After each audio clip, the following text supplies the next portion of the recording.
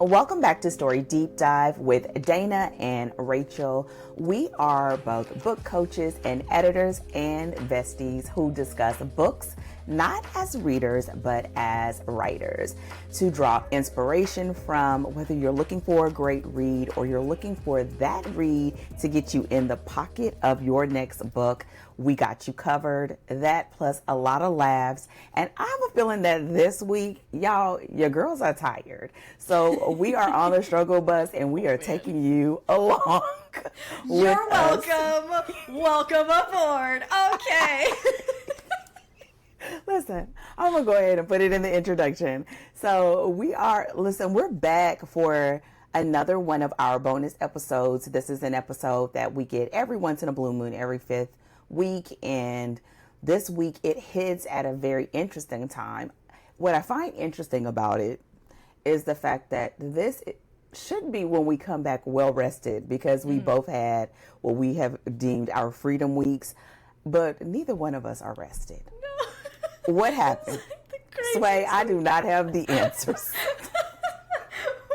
We were talking offline on Marco Polo, and because I sent one to you a couple nights ago, and I was literally like, I was like looking at my phone and just like talking into the video message, and I was like, man, like I was like, this is gonna be like a free week. I've got a little bit of stuff to do, but it's gonna be so amazing. I'm gonna sleep in, and it's gonna be why was I like stressed and scrambling? Because I was like, I have to outline a book in a week. Oh no. And like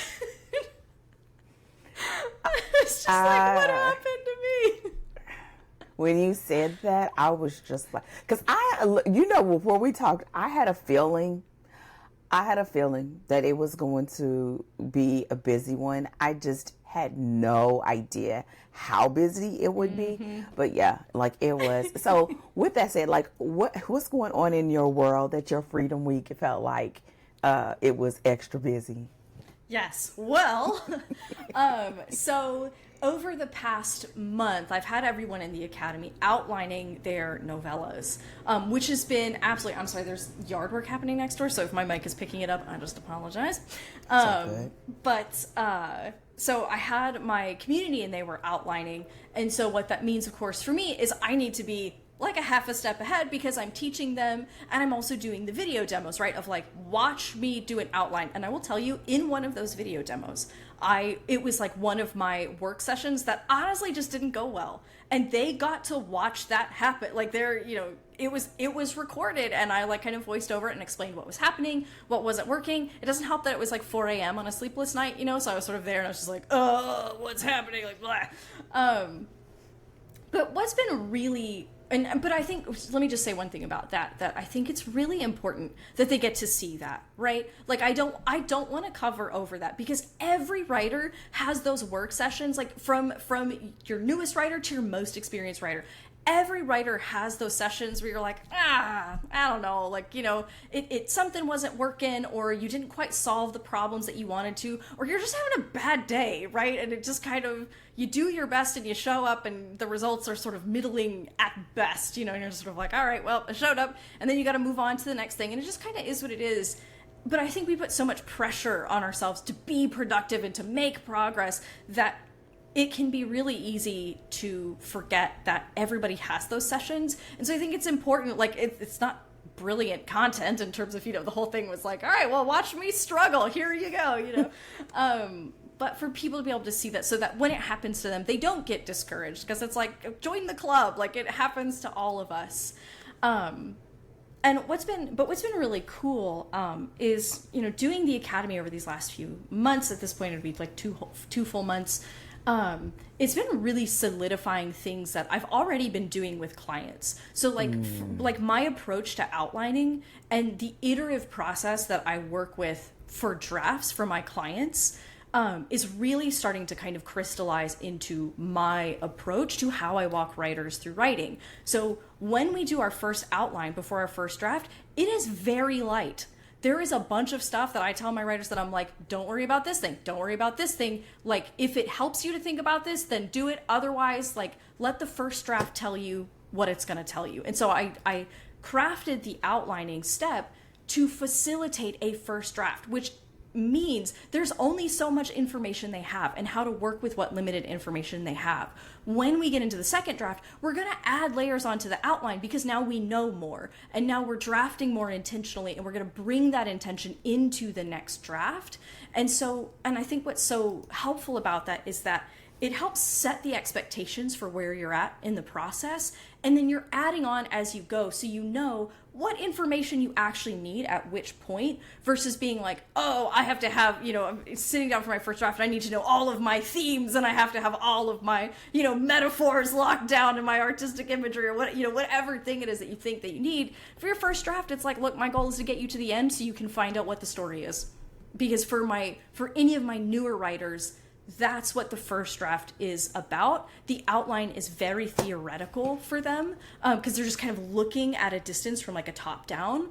And when they get into the draft, I've watched every client that I work with go through, they have an idea what they want their protagonist's arc to be. And then as they're actually writing, they get way more clarity on it. Sometimes it changes altogether of like, oh, it's not actually about this thing. It's about this other thing. And they just don't know until they get into it. So I establish the process to with that in mind, and taking pressure off where we don't need to feel pressure at a given stage of the process. So it's been really cool to kind of, codify that into something. It's also been very tiring because, it takes me it probably took me a total of 10 hours to come up, to do the outline. Maybe a little bit more. I have to go back and add up the numbers, but because I always like to report the number of hours that it took me as well, so that they have a real honest kind of understanding of what this looks like. So it's just been really great to get to walk through that process and codify that for myself, and also walk my writers through it as well. Yes. I think watching you go through this process. Okay, so y'all, let me do a caveat. The caveat is that I am what I call auditing her course, and I'm loving it, but I'll talk about that second. Watching you go through this process as someone who I've talked about doing this the entire time, right? Ever since we were even originally met, of like, the difference of learning and doing at the same time, which is why me actively writing is so important to me, on top of the fact that there's just personal reasons why I do that. But it is interesting to go through that process. And when you do it yourself, you're like, like, I didn't consider this, or I did consider this. Oh, what if I said it this way? Or, oh, this is a great example of X, Y, and Z. And there are times when, because of that, it causes you to even just sit still. Now, it can make it harder, because when you are the writer, it's like, I'm not here to do that. Yeah. I'm here to write, to get this thing done. Yes. But your mind is like chomping at the bit, because it's saying, well, oh, I remember when such and such had a problem with X, Y, and Z. And now this is something that I can do. Or beginning to, I had a situation with this yesterday. I've been working on these, like going through the process of creating my marketing content and copy for my books. And because I'm always like, because it's so busy, I've been telling myself, no, we have got to get this in some sort of synchronized process, because I will not, I cannot do that. So as I'm doing it, I'm like, ooh, this will be a great module. And I'm like, Dana, focus. Focus. Yes, I just will like break in really quick and tell you, there's literally one part in the trial by fire, my demonstration portion, where I was like, okay, this half of my, so I like kind of did a retrospective on one half of my outline, and then did it live for the second half of the outline once I kind of just established my own flow. I kind of needed to do that and then review it, and then the other two sessions I did live. And I was doing the first act, I was doing act 3, and I was trying to talk through what I was doing, and it was like a split in my brain of like, I'm trying to write and I'm trying to teach. And so I had to be like, okay, hang on, I need to work in silence and then go back and record a voiceover of what was happening, because it was like competing interests, right? Of like, I'm actually trying to write, but I'm trying to teach while I'm trying to write, so my brain's trying to do two different things. I had to just like walk myself back, give myself a stern talking to, and be like, all right, you're going to do this, you're going to focus, and then we'll teach after. You know, I do the live writings, and yes. Oh my gosh, they I can't are imagine. I went to the point where I was like, yeah, no, girl, because you know me, I'll start laughing and talking to myself, and I just like, hold on, you know, hold my beer. I'll be right back. Let me just get this through. And girl, and I don't even drink beer. They know I was like, hold my beer, just 1 second. Let me just get this out. And then I'll go through and say, okay, here's what I'm thinking. And there are times I'm even just talking to myself like, is this really what I want to do? And kind of going back and forth. But it is. I think I think, number one, I think it keeps it very honest. Yeah. Because if you were doing it as just purely, let's say for show or for performance, what you would end up with may vary totally different than what you as the writer intend for that process. And then I think another part of that makes it so yummy is the fact that whenever you are sort of sketching and you are kind of laying tracks so that your train can kind of ride that thing out, it changes. Yes. And it's changing as you're getting more into the groove of what's happening. And I remember once, because sometimes in the process we'll pick up and put down, like I'm writing, and then if I think I'm at a good place where I can show some editing stuff, we'll do one of the sessions will be editing. And a student was like, oh wow, I see this scene it's totally different than when we originally walked through it. And it will be, right? Because you know more and you have a better understanding. So I think watching you go through this, the process, and to see you working through and to see how totally different we are. I know. And I know that. I know it. But seeing you, it is so interesting to me. It is interesting in the most fascinating way. So, but I'm excited for you to see that happening and to see where things are landing. So I think as you go through I think I will have a different appreciation for that trial by fire on the other end. Yeah. Especially after knowing you for so long and know you want to write and you've had to put it down, you pick it up, put it down, and that part, which is totally separate, but it's a part of it.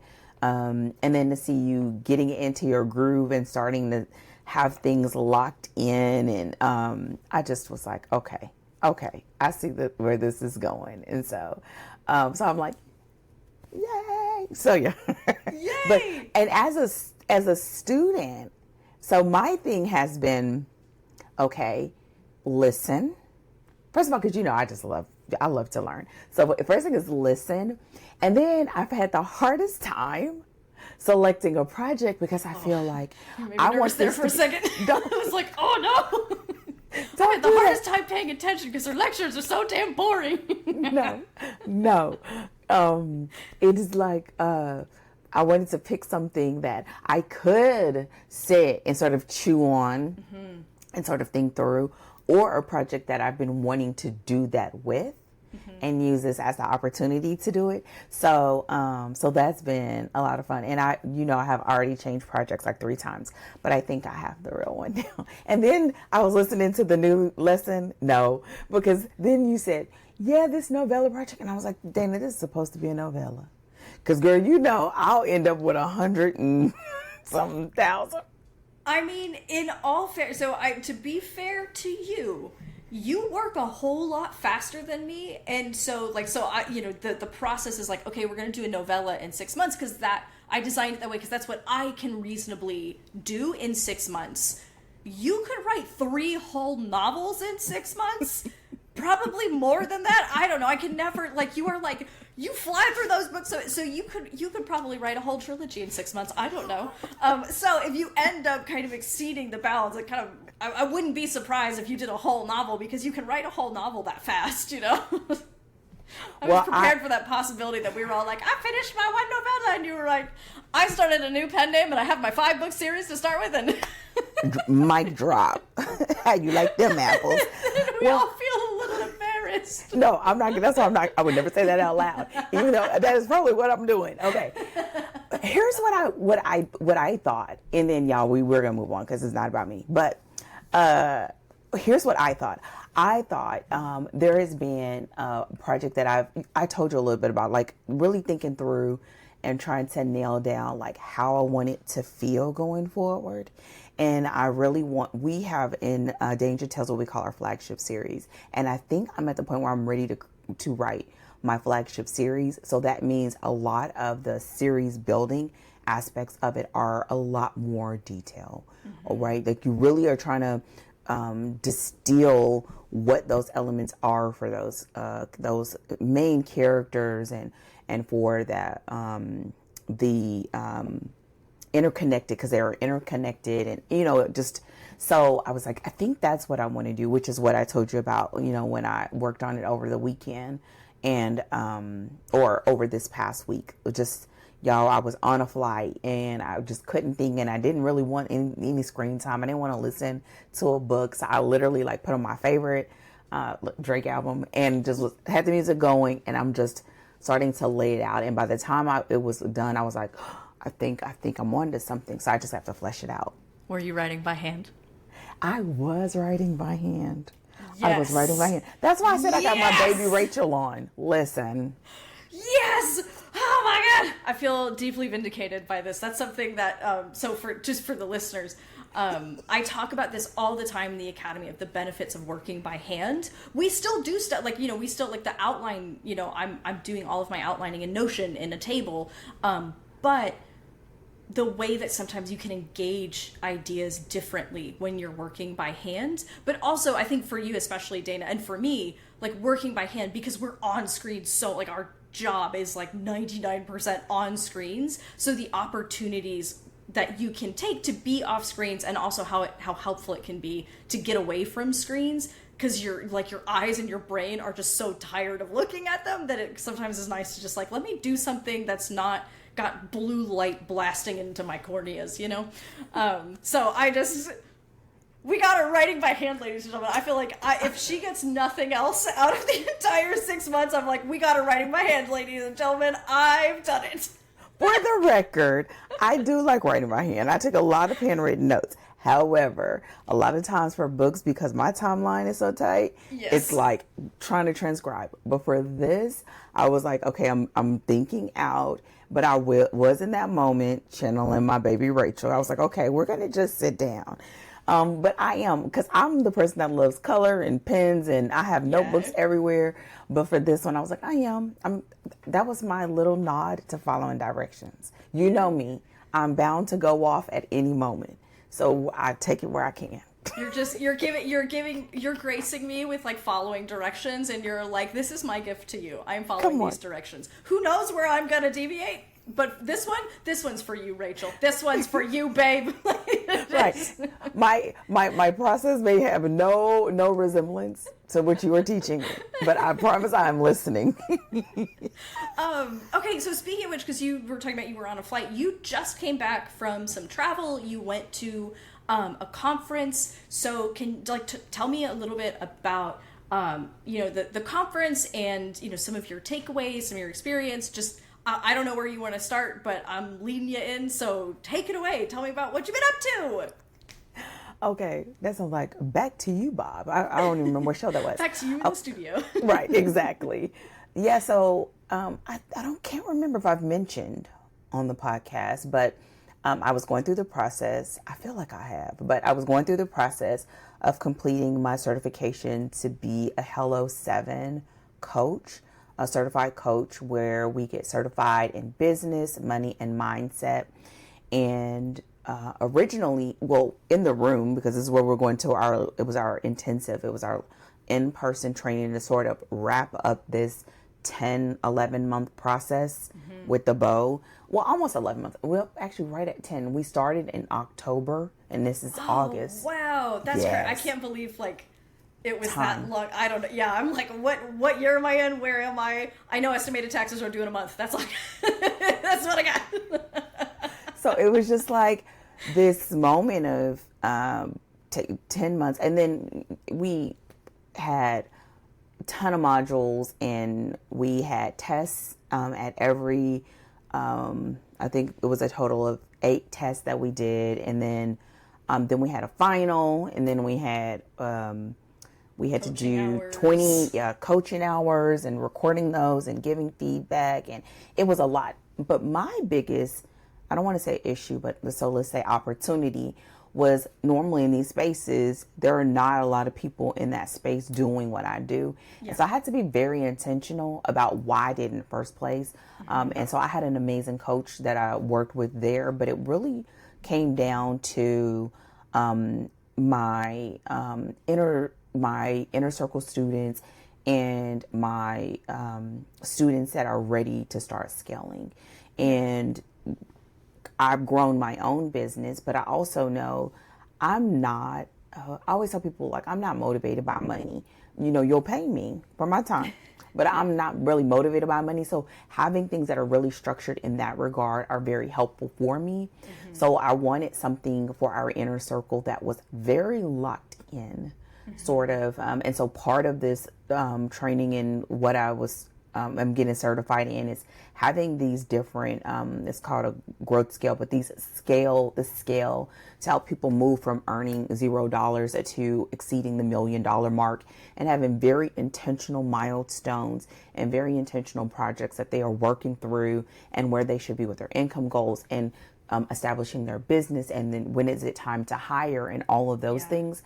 And so now, since turning in all of my coursework and my final project, let's call it that.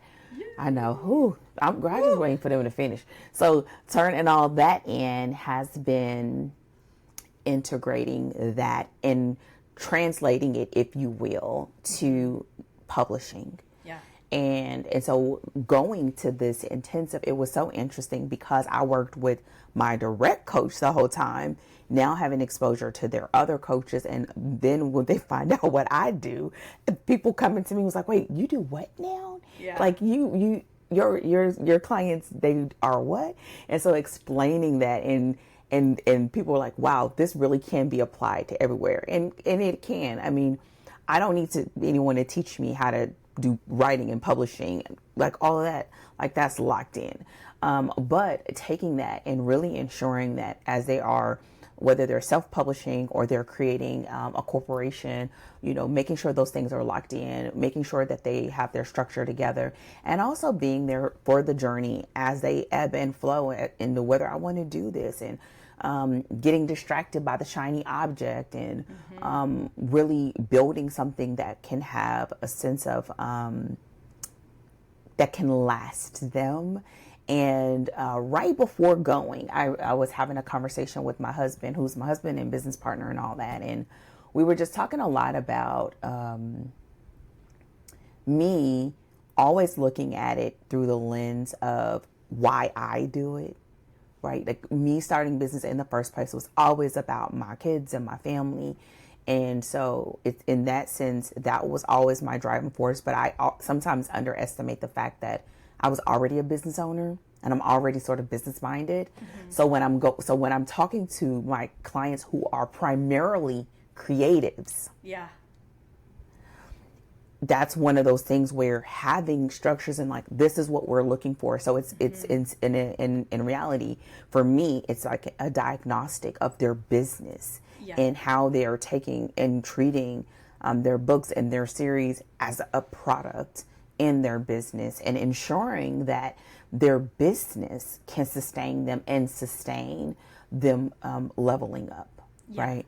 And so, so it was great. We just had an opportunity to sit down and look at my programs, which was very interesting, and getting feedback and all that. You know, me not karate chopping anybody for getting too close, and you know, talking about that, and really projecting, if you will, like what's coming, and or like what's coming, because I don't want to push it away. What's coming, and I'm getting really, really excited about it. Like excited, like I could see a lot of work, and it felt good to know that a lot of the changes and nuances that, like little changes and adjustments that we've made to our mentorship because y'all, I've explained it, but we sort of have 3 tiers, right? We have our mentorship, then we have inner circle, and then we have DTW, and ensuring that those 3 tiers are playing nicely, because I do have clients that are in all 3.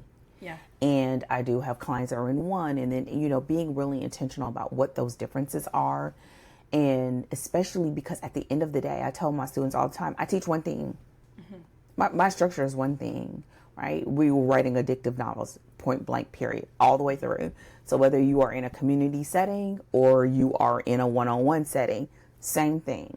It really is about like, how are we working together, which we're talking about, and how involved I am in their business, which I find so exciting. And so we did that. And then the final thing, I spent some time, because I did already have that set up, thinking about like, what does the next 3 years, 5 years look like for Danger Tales? And I am pretty locked in on what that looks like. And so now it's just about walking that thing out, and helping students, get to their point, and really folding everything in so that I can see people start making some changes in their business to really level up their earnings and level up their business and their platform.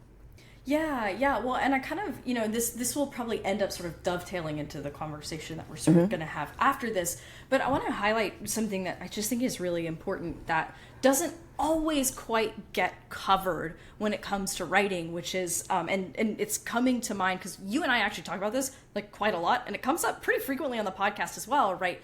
But I was reminded that even Brandon Sanderson will say this, whether you are traditionally published or whether you are indie, as a writer, you are running a small business. You are responsible for your business. And that means that whether you have, whether you're working with a team of you have your agent and you have your editor and you're working with the publisher, or whether you are kind of doing all of that on your own or with a self-selected team, indie, you are running a business. And I think knowing that and understanding that will help you navigate the world that you're in, because it isn't just, even if we want it to be just the creative stuff, if at least if you want, if you're looking to make whether it's make your full-time living as a writer, or just want to make some money off of your writing, or honestly, not even if you want to make money, if you want people to find your book. It's not even even if you're not looking to make any money off your book, but you do want people to know that your book exists and read it, it's a small business, and you have to you have to run it that way. And so I love the approach that you take to your writers, because most of your writers, if maybe not all of them, want this to be their main source of income and are looking to bring in a significant income from their writing. And so having that, having business training, and of course you've built businesses, you know what you're doing anyway. And so having that additional training for scaling and what that looks like, and being able, being able to translate that for writers so that they can actually scale a business of being a writer, that's huge. And it's not actually something that you get very many places, because you sort of have, and a lot of times they tend to be, if anything, they're sort of two separate things instead of together. It's either, this is the business stuff or this is the creative stuff. Being able to bring that together so that you can marry business mindedness with creative vision, and finding, the pocket in between those two things, that is such an asset. And I don't see it very often out in the industry. And so I love that you're able to take, and watching you kind of take what you've learned from Hello 7 and then translating it into what does this look like for authors specifically. I mean, that is just an unbelievable asset. So I think that that's so important. Again, it's one of those things that kind of gets underemphasized, is you are a business, you're a small business owner. And so you gotta do it. Yeah, and I would say, and in my mind, they're not a small business. If there's someone, I'll just throw out an example. When I went to the romance conference, people that were up there talking are earning $2, $3, $4 million a year. not cumulative. Yeah. Right? If you go to something like 20 books that have changed their name now, that they are a husband and wife publishing brands that are $1, $2, $3 million a year off of that. It's usually one that's the author and the other one is, along for the journey, and now it's a collective vision, right? Yeah. I mean, and that's how it's always been for us, right? It's that it was me, and then as it grew, it's like now it's my husband and my children, and now it's a small team that's involved with that vision, and so it may not be a small business, right? It starts off that way, but you really are creating an ecosystem, right? And so I think I find that the more that that's shored up and I can say, check, that is done, it makes the creative side so much easier. Yes. Because it's not creeping into your mind of like, okay, even just, I was talking to one of my clients and we were going over, because she was looking to hire a new editor for her team and like going over stuff like that. Like those are business decisions that you have to do and you have to make. And, we're starting to work on stuff to create a nonprofit and, taxable implications of foreign content money and, all that stuff. It's real. It's real out here in these streets. But what I think is so amazing is the fact that if there is a way that you can create in a way that has that in mind, right? For me, it's like creating your stories to be in a position of scale.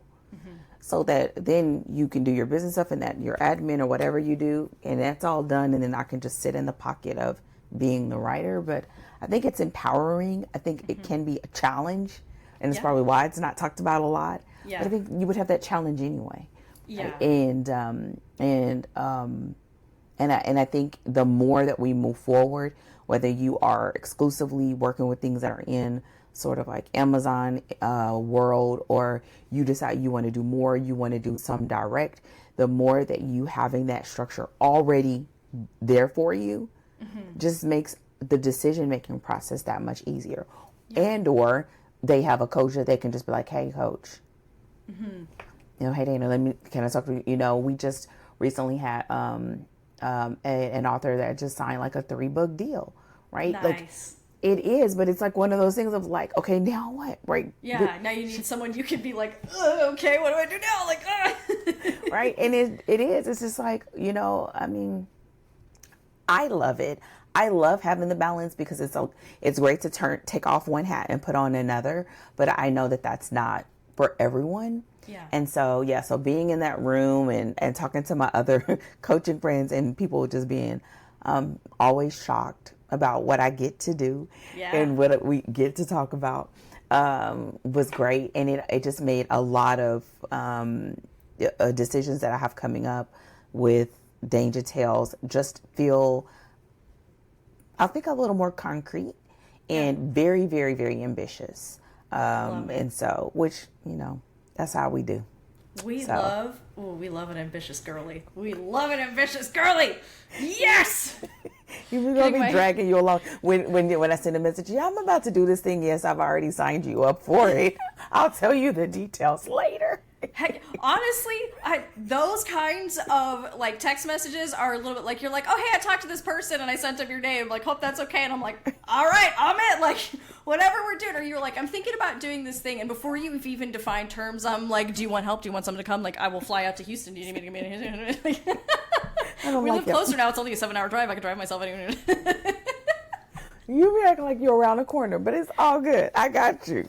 It feels like around the corner after being 25 hours away from you. So it's sort of like, I don't know, 7 hours versus 25 is like, that's a day trip. Well, not in one day, but you could do the drive in a day. I was sort of thinking about that when I was in Atlanta.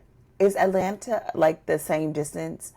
I think Atlanta's a little bit closer. I think it's like 4 or 5 hours. I could be right. It might be. I might look it up on Google and it's like, this is 10 hours away, But I think it's more like 5 hours away. I'm looking it up right now because that's what I need to be doing on this podcast. That's the way to spend. It is 5 hours away, so it's not a ton closer, but it is closer by a couple hours. But yeah, I think so overall, just like going from city to city, ending there, having some time to talk about things with my coach was really great. Just sort of shoring a lot of things up. And now, over the next week or so, I'm going to be like writing everything out and putting it in with my my plans. It kind of feels interesting because I normally don't think about the next year plans until November. Yeah, So you're kind of to starting that have process earlier than normal. exactly, which feels interesting, but I think I honestly feel like I like it. I think like almost like putting it in pencil and like a shadow of it, because what Yeah. it's doing now is helping me to know how I really want to end this year with enough Yeah, yeah. time to put it into place. Like I think I already have our topics and everything for our retreat Oh that's in my God. December. Yeah, I Holy know. moly, Who is she? man. Listen, Really? I'm like, holy cow. listen. Because girl, I keep getting all these people like, when we gonna have a in person? When we gonna have it in person? And I'm like, okay. So just like already starting to get those things, and I've already started envisioning our workbook for the retreat. Because Oh my girl, God. Oh, your work. Oh, you said workbook, and I'm like, oh, I can't wait. listen, she did not come to play. Okay. Yeah, so like that started coming. So taking notes on that and it feels good. It does feel like, okay, making sure everything is in its pockets. Cause I mean, I still have writing and still have stuff that we're doing now, but, it makes, it has the creative juices just like, Yeah. no words for Well, that. It's like, and yeah, when you come up and you get around to November, right? Just like you said, you're sort of like starting to have it in pencil now, and then you go through a couple more months where you're sort of starting to implement stuff, and you're wrapping, other things up, and you have that little bit more clarity on the plan that you can bring in then in November, right? And so it's just sort of like the way that it's kind of maybe layering on a little bit as you go by starting a little early. Man, I cannot wait to sit down and talk in November December when you're getting those like plans locked and yeah. loaded. Yeah. Now And when then we're offline, I have to find out what you're doing for your retreat because I'm like, wow, what you're doing? What I need to know. I'm on the edge of my seat. Oh my I have to wait to the end of God. this Yes. recording. I know you do. Right. I mean, and it is because, normally, and I've been really thinking about if we want to open it up because normally it's just for clients and people look forward to it because it is like, it is meant to be a true setup. And so what's Yeah. really dope is that I'm starting to think about that. And then I have another sit down with my coach in September. We're going to be meeting up. We're going to go to Brooklyn. We're going to have a weekend in Brooklyn to sit and like kind of go Man. back over everything. So between now and the That next month, rules. I'm going to have everything written down, and I want to have my sort of implementation plan sort of in place, and what that looks like for what workshops we're hosting, when are we doing boot camps, when are we going to be. So all of that for next year, I would love to have it all sketched by September. So yeah, I mean, Yay. let's go. So yeah, that's why I'm tired. My brain is working overtime.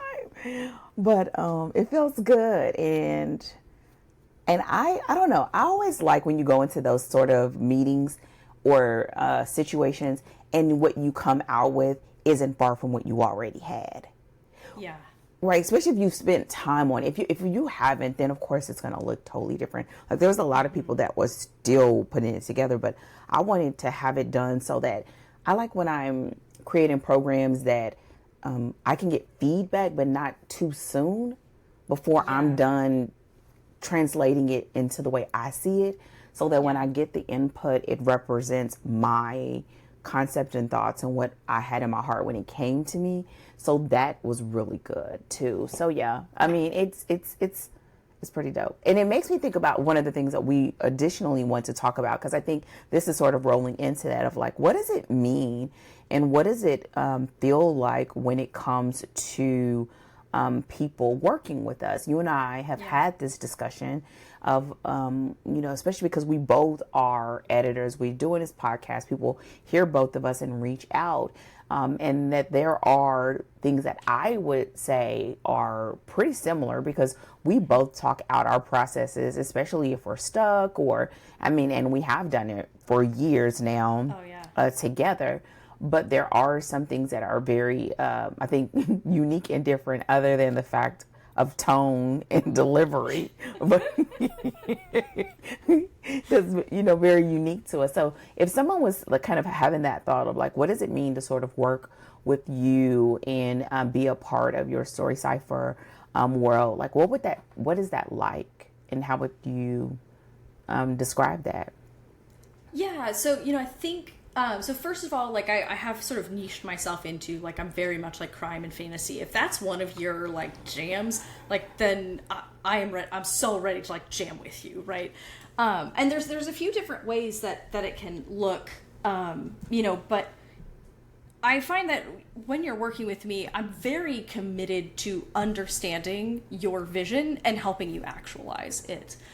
So like when I do a diagnostic, and I've gotten a few clients, so there's like two main ways plus, sort of like a secret third way. It's not really secret, but it's sort of like, you can coach with me. If you have a full diagnostic, right, you can coach with me if you're working out a project, as in it is not finished, or you're trying to revise it and you want to work with me regularly to, like, in an ongoing capacity to either form that project, create that project, or revise that project.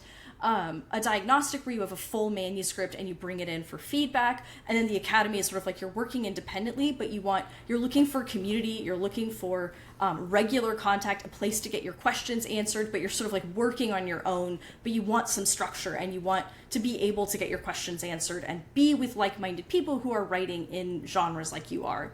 And if someone brings me a full manuscript, the first thing that I do, so I read the whole thing, but rather than just sending you like a whole pile of notes of like, here's what I think about your manuscript, here's stuff that needs to be changed, here's and I've had a lot of clients come to me where that was a developmental edit that they had gotten, but the editor never asked them what they were trying to do, what their aim was in the first place. And so I calibrate my feedback based on what are you trying to achieve? What is your story meant to be about? And then we evaluate what you have versus what you were aiming for.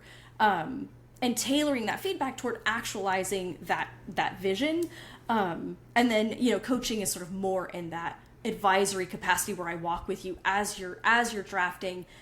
You can bounce ideas off of me. My clients, they'll send me stuff and they'll be like, I had this new idea. Is this stupid? Like, there's just like, but also, and this is where, and so, you and I both sort of are similar, I think, in that way. And another place where we overlap, even though we approach it a little bit differently, is I also talk to my authors about their, about finding their niche and finding, like, where do you want to position your book? That is vitally important to me. So most of the writers who work with me, they're either on kind of like a slower, like, time scale, on a slower schedule, and or they're looking to get an agent and publish traditionally. That tends to be the authors that end up coming to me. And so kind of first we work out their story and so rather than so we start with what they're trying to do, and then we find, okay, what's the market for this? So we that's kind of the order, right, that we'll work in. And we still work with comps, and we still are trying to find who are the kind of people that are going to want to read this book. So I still, and I will talk to them about building an email list. I've got a couple of my clients that I'm like, all right, here's the kind of content you can be writing on an email list. Here's where you want to position your book, because this is the sort of niche that you're falling into. And we work that stuff out on the basis of whatever it is that they're doing. So that's kind of, I'm not sure if I fully answered the question, but that's kind of the general, what it looks like to work with me and how we sort of approach the creative work. So, you're working with romance authors. You also do some fantasy as well. You work in fantasy as well. So tell me a little bit about because you'll start with branding, we'll start there, and we sort of do that almost second. So talk a little bit about your process and what it looks like when you're working with your clients. Mm-hmm. I think, I will start with this. I sort of think about it as in depends on where they are right now. Mm-hmm. Because I think a lot of times I would prefer to start with branding. Yeah. But a lot of times you don't know that until you've written a couple of books. Yeah, for sure. You can have an idea. And the good thing about romance, you can say, oh, I'm romance. And it could go a whole bunch of different ways. Yeah. And so that helps the fact that, if you sort of do it out of order. So a lot of times for me, it's about like, honestly, like where you are and how hands-on do you want me to be as your coach. So there can be everything from you're in DTW and you can get questions. I review samples. We have workshops. We have co-working time, which it's still me at a distance, but for everyone that's in there, I know what they're working on. I know their niches, like, especially if they submit writing samples and I'm reviewing opening chapters and things like that. But then all the way to someone who is in the mentorship program where I'm working one-on-one and I'm reading your manuscript, giving feedback, here was your niche. This is what you were going for. Where are you? How do we make it align? Now write another book, kind of thing. And so there's a spectrum. I think one of the reasons why we wanted to talk about this is because when you hear editor, people have a whole, there is a spectrum of what that means. And for me personally, as someone who I did this work before I would have even said, okay, I am a developmental editor, right? I did it probably almost 10 years before I would say, okay, developmental edits is like where I am in my jam. But I have people where we do developmental edits, y'all, I'm air quoting if you're listening, before they've even written a book. And we go through and we make sure we lay the groundwork for their entire series before they write a single word. Now they're writing words in in their document, but before they ever even write a book. Then I have other clients where we do a developmental edit in a traditional sense, in that once they've written that 130,000 manuscript, I get it. And then I'm working with them over the next anywhere from 6 weeks to 2 years, depending on the client, to make sure that we get to the place where they want it to be. And so I think a lot of times it's like where you are, how much assistance you would like, and whether it's sort of this like a window because we're just working on this manuscript, or there are some clients where we would just move from project to project. We've been working, my longest client at this time, we've been working together over 20 years, right? Wow. So, and then the more new, I guess most recent will probably be maybe 3 months-ish, because that's when they joined the community, but they'd already been to several of my workshops and things before. And so there's a spectrum. I think a lot of times when people hear editor, I like when you like saying now book coach, or even now I think I'm going to say more story coach, because the reality is there is a spectrum. And for my clients, you really aren't thinking about one book. Right. Yeah. For you, it could probably be a little bit different, but in this space, if you really want to do something, like you can't think in a single book capacity. The other thing that I would say is a huge difference is the fact that my clients are regularly publishing. I will say that there are outliers because they just like working with me, but most of them, they are writing and they are publishing, and we are getting some understanding of what they did good and what they can change, and they are moving to the next one. And so it's always interesting when I have the ones that kind of come in seasonally versus like if I look at another client, they've finished 4 books, what this person is still working on the same manuscripts. Yeah. But it's like that. And so I think the commonality in all of it is the fact that at all times I'm holding space.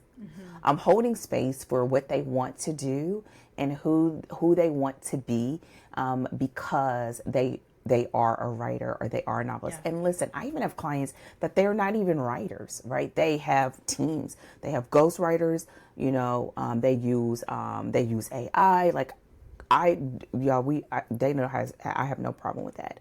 And so, but at the same time, they still have to have a very solid brand. They have to have a very solid understanding of their genre and their niche and reader expectations. And so those things are my jam. How they go about it, after that, it differs. And I like being a part of all of it because it really does challenge me. And how do we get it on track? As an example, when someone's working with a ghostwriter, I'm not working with the ghostwriter. Right, I'm working with this person, and so teaching them how to see and understand, teaching them story flow, teaching them how to work with their outline, and then to be able to communicate that to their writer and how to do that. I love it. Like, I mean, I just love the spectrum of the person that's writing the individual words to the person that's not, but you still have to get to the place that you want to be because there's a goal and there's a deadline. And so with that said, I think it's interesting when a person comes to you. And I think the last part of that becomes, it's also interesting what you do after that. Because someone who just brings something on a one-off and you give them, you know, they do a diagnostic and you give them notes and feedback and then they move on, versus someone who is in your world and they have those notes and they write again and then they come back. And then you're like, okay, you did better on this, this, and this. Now I need you to do this. Like, nah, I need you to bring it. No, I need more romance. I need more heat. No, I need more, some guns a-blazing, you know, whatever. And so that when we get back and then they're getting their reader reviews and it's like, oh my gosh, their character development, this, that, and they're like, oh, I did it. Yeah. And I'm like, you sure did. Now do it again. You know? Yeah. And so, and watching them evolve and becoming more confident and knowing, like, you know, I have this one client, we've been working for a while, and she's gone through different iterations, and she's finally like, I think it's because I really am meant to write dark romance. And now we're like, okay, well, what does that mean for you? Because she doesn't want to do organized crime and, you know, all these different things. And us having that discussion of then how do you shift your reader expectations? And what does that mean for you? And is that in alignment with what your financial goals are for your brand? Right. So again, going back to like why I did the certification, right? Blending and merging, and so that is one cohesive conversation. And so so it is, I'm holding space and holding up a mirror so that as they're moving forward, they get to write the stories they've always wanted to tell and be able to position it in the marketplace with confidence and level up their brand, and then that they get to continue to do what they've wanted to do. And I've literally seen, you know, several clients going full time over this past year, and it's like, it really is. It is. And so it does. It just, you know, doing that, you know, whether it's how they come in or what their next steps are and how we sort of stay in this space. And granted, it's not for everyone. Because, listen, y'all, I am who I am. But also being able to, I feel like my heart always loved that the fact that people are trusting me with their dream. Because at the end of the day, give or take a few of my clients, this has always been their dream, even when they didn't know it was their dream. Because someone told them they couldn't. And even in that, you know, when I'm doing the one-on-one coaching, or I'm sitting down and we're doing their one-on-ones, I'm almost always battling that, because if they don't shake the fact that I can't, writers don't make any money. If we don't knock that mindset out, it's not going to make room for what you really can do. It's going to always be a barrier. And so I get to do that. And so that just takes it to where I'm doing everything from, you know, how are the babies? How are you doing? How is your husband? To, you know, how did that recent book, you know, how did it go? You know, did you get a book bub? You know, did you decide to sign that contract? You know, talking with them over and, you know, elements of their contracts, not as legal representation, but just as their coach, and knowing that, like, you know, this means you're in obligation. It means you need to write 2 more books, and they want to have options for the next ones, you know, like having those conversations and doing it in a safe space that they can trust me, and trust that for many of them, I know their spouses, or I know of them, and that I'm thinking not just of them, but of their goals and their families. And I don't take that lightly, and I absolutely love it. Absolutely love it. Like, it's nothing better ever than that. Yeah, I think we have the coolest job in the world. Like, honestly, you know, being able to help people actualize creative goals. And because I will often so a lot of the times the writers that will come to me are writers who've been like trying to write this damn book for years. And they have like, they've sort of like drafted and redrafted, and then, they come to me and they're like, man, I don't know, I've been trying this thing for, X amount of time. And then we get to sit down and I get to walk them through the process of like, this is what you need to do. And it's amazing because when you particularly like in a coaching or even in like in a community capacity, it's allowing you to make time to show up for the thing that you care about. Like, and it's honestly, and this is a phrase that you use, it's kind of a forcing function. Like you have to you show up for that call and you're like, did you or didn't you? Right. And it just gives you that fire to, because you sort of have something to be accountable to, someone to be accountable to show up for the thing that between you and yourself, you have said that you are wanting. And so then, so my clients who otherwise might be, might get busy, because life gets busy. We were just talking at the beginning of this podcast about like, I don't feel like I've slept in a few days. I don't know. Everything's so crazy.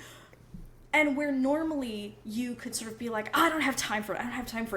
I'm telling you, when you gotta show up, I'm very nice. I am very like friendly and very sweet. But if you gotta show up to a call and look me in the eyes and be like, I didn't do anything, you maybe do it once, and then you come back and you're like, all right, I did some work. And I'll just get that, that blank kind of face that I do, and I just smile at you and let you talk, and then all of a sudden it's like that inquisitor's light on you, and it's like, what did you do last week? And I'm just smiling away, just waiting for you to tell me what you worked on. But it's like, people who have struggled with a single work for years, and then they show up, and then I'm like, all right, step 1, we're doing this thing, step 2, we're doing this thing. And then when they get stuck, it's either let's troubleshoot so that you can get unstuck, or what are you avoiding? What are you not what are you not willing to do? What are you afraid of? And it's a little personal, and I'm not a trained therapist. Like, I'm not, giving not here for psychological evaluation, but it is about, sometimes you got to unpack, like, all right, what's making you like resist this? What are you not, but it allows them to break through so that they can do the thing that they've been wanting to do. And that, and honestly, every single one of my clients' projects, I'm pumped about. I think all of them are awesome. I think all of them are uniquely wonderful. And sometimes too, you just need someone to believe in you, right? Like someone that's gonna be like, hey, this is actually a good idea. If it were a bad idea, I would tell you. And I have some clients where I've been like, I wouldn't do it. Like, if you're gonna do it, but I wouldn't do it, And those men, they drive me nuts, but go ahead. Well, yes, right. And then you're sort of like, okay, how do I say this without stifling your creativity? No. Okay. Like, you're like, don't do it. Oh my gosh, that is so true. But when we tell people that's not a good idea, it means that they can also trust us when we're like, no, this is awesome. And then, because they can't always see it, we can be like, no, this is really cool. Don't do that thing over there, but this thing rules, right? And you can kind of just like help people. They have someone to sort of like, you're like the flight attendant, right? If I'm not panicked, they don't have to panic. They're like, all right, okay, we're doing okay, Yeah, and even when you're in that space of, you can say like, okay, I wouldn't do that. Okay, have you considered? Because it can become this ping pong that can happen, that you can have this interaction and engagement around something, and it's almost like bringing it to the light so that you can see it clearly. And so, and a lot of times it's just them having to explain it or hearing it outside of their head, so that we can be like, okay, so how does that sound to you when you say it out loud? Listen, y'all. Sometimes that's all you gotta do. My favorite question is, how do you feel about it now that you heard yourself say it?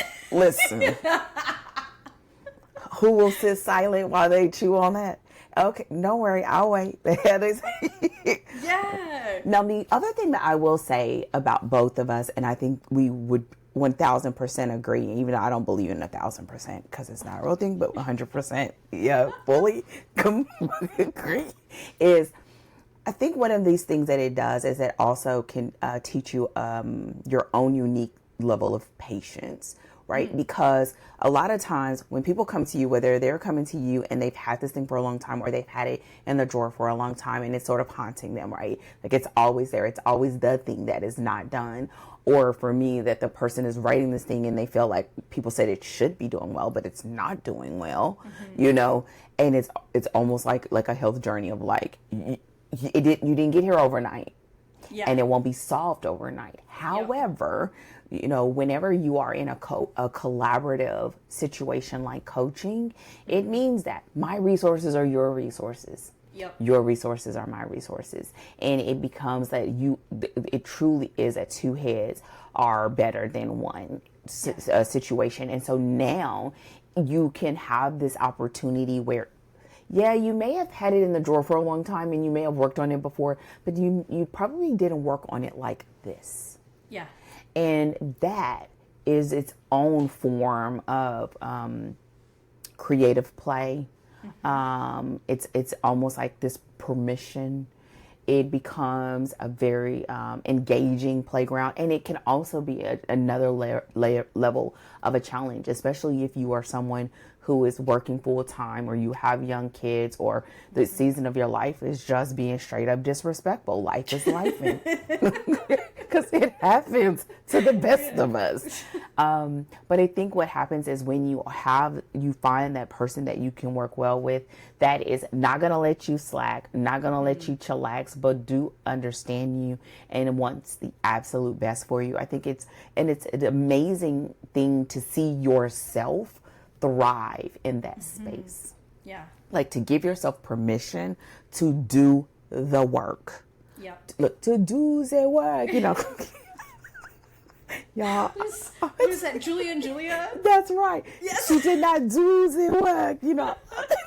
Y'all love that movie. So, you know, to do the work, to show up and to really see at the end of the day what you are made of. Because the reality is, I tell them, listen, I'm going to be here either way it goes. Yeah. You can do it or you can not. Now, people who don't do won't be with me long. Because I don't show up. I don't care if you pay me. I'm not showing up here for giggles and grins. Right? So that's just facts. But, you know, to give yourself permission to show up. And what can happen when you commit with the academy to 6 months? You know, with the mentorship, 1 year, right? You know, a program, you know, 6 months, 1 month, right? What can you really do when you commit to giving this dream that you've had a little TLC? Showing up, being consistent in your own way, but being consistent. And I think that is one of those things that through our guidance, that it will help people to see and know what that answer is for them. Yeah. And I mean, I don't think there's anything better. Yeah. Absolutely not. Yeah, and you know, I think too, like something I was thinking about is because you were talking about this earlier of people being like, you know, you can't make a living as a writer, and there's no money in being a creative, and you're like and you know, I do think that there's an amount of like there's some disillusionment that's happening in the industry right now on kind of the larger scale, and there's a whole host of reasons for that, but you know, people are feeling like, you know, let down by certain aspects of the creative life, or about just trends that are happening in the industry that just make you kind of, but you know, you've got someone who just like has a huge platform and they write a garbage book, but they got a $500,000 deal, and you're just like, oh, that is really depressing, you know. But like, I mean, for creatives, right, where they're feeling like, man, I work so hard and all of this, but the opportunity to like help rewrite that narrative of like, this is like, it does not have to turn out this way for you. And again, not all of my clients are looking to make a full-time living on their writing. And for them, it's like, okay, then we just are looking to find the people who want your book, which is still business practice of getting it into the hands of the kinds of people you want to find your book, who will love your book. But I think that sort of disillusionment, like it's not true. Like we get the chance to like help people rewrite that narrative and experience wins in their, you know, in their own creative life, and, you know, find agents or find their audience or whatever that thing is, and bring that sort of back to the world a little bit. And I don't think it's universal that everybody's feeling this way, but I've just been kind of noticing a lot of that cynicism about creativity and creative life, and there's actually there's a way forward, and being able to help people find what their way forward is, you just can't beat it. No, and I will say, listen, one day I believe Rachel is very much capable of writing the next great American novel. Aww. That's not Dana's goal. Listen. Thanks. That's the nicest thing anybody's ever said to me. Holy cow. There's a level of confidence I was not prepared to receive today of all day. Well, listen, catch it, girl, catch it. Listen, Dana, I just want you to be able to put your feet up, grab your glass of wine or tea or chocolate or coffee, oof, and forget them babies asleep in the other room. Listen. Yes, ma'am. Oh, I want that too. I want to read your books and get that for myself. And I think there's space and room for all of it. That's why I think I don't pay attention to a lot of the chatter. I just don't. I've been around long enough to know it's always something that they're chattering about. So I think you can be on both of those spectrums and still have a very fulfilling career, but also enjoy the process, because I don't just like the end. I like the whole thing. I want to enjoy the writing. I want to enjoy the plotting.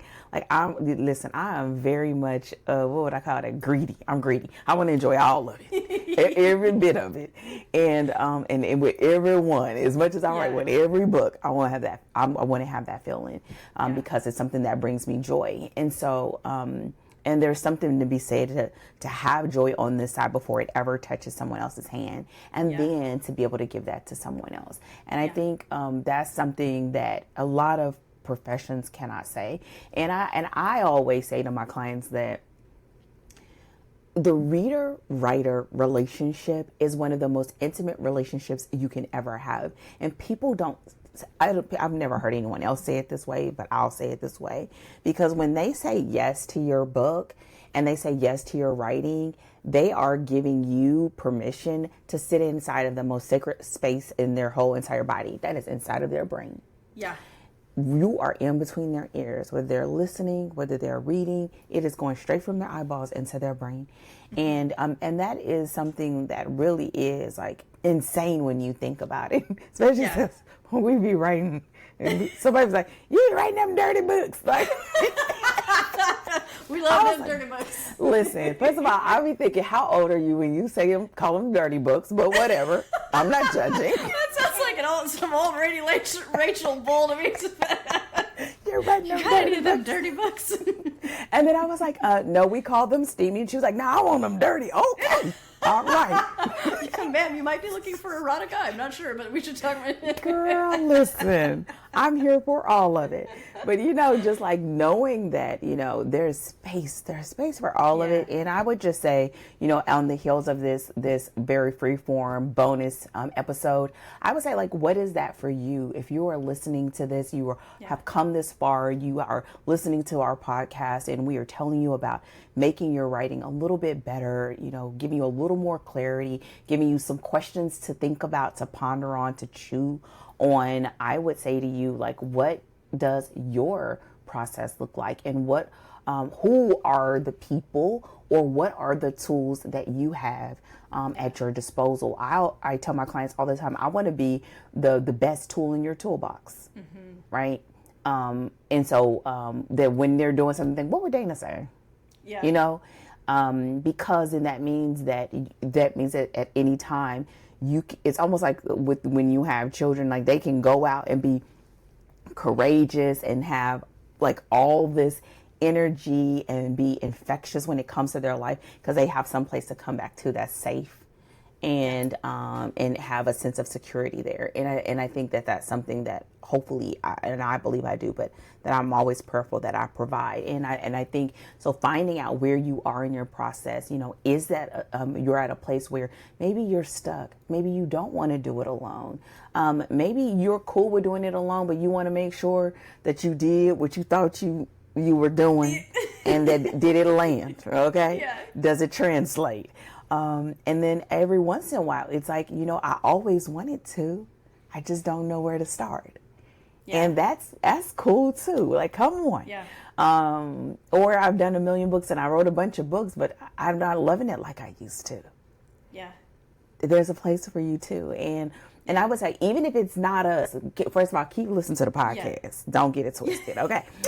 Even if it's not us, yeah, I'm just saying, even if it's not us, maybe finding a space, because for sure. Every person that gives themselves permission to do this, you are making room for the next person.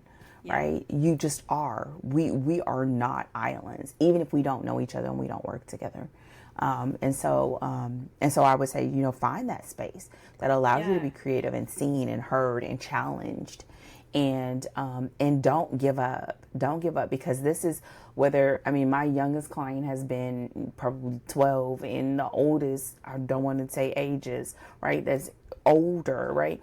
And so that means there's room at this table for everyone. Yeah. And I think that's what makes even our conversations, whether we are talking about books that we love or don't like, or we can have appreciation for it, where it just makes it a whole lot of fun, because we are just riffing on the thing that we love to do and hoping that we can help someone write their next story better than their last. Yeah. And I want to I know we're kind of wrapping for the day, but I just want to kind of take a second on that point of that's the beauty of being in a creative space, right? Like maybe it isn't you or me for someone, but the thing is there are so many approaches. Like you can find a space for you, and finding that space where it makes sense to you, and you find, the people that that makes sense to you, and that you feel like you can be comfortable with and safe with, that you want to work with, you can, because it is so varied, because creativity is so different, and people teach so differently and approach it so differently, you can find the one that works for you, because it's out, it's out there, you can.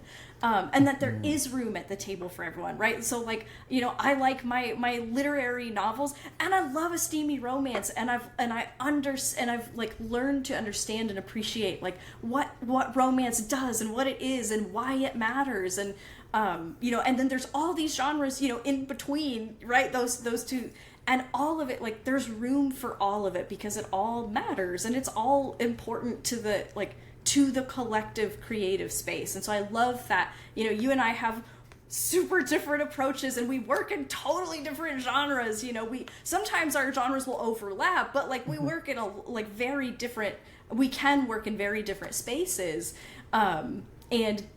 and see different kinds of creative work come across our desks, but we still have so much in common. And it's the same way where we can learn from, you were talking about, this was offline, but reading a book by Rick Rubin, which is really about creativity in music, but creativity is creativity. And that's right. Learning from photographers. I love watching Chef's Table on Netflix, about chefs who run these restaurants, who are innovative in the food space, and who take a super craft focused, intentional approach to food. And it tells me something about the creative life, right? And so creativity, we can learn from anything and everything, and the opportunities are all there, and there's room for everybody at the table. And I think that's really, really important to remember that. And so I'm glad that you kind of mentioned that. I think that's really important.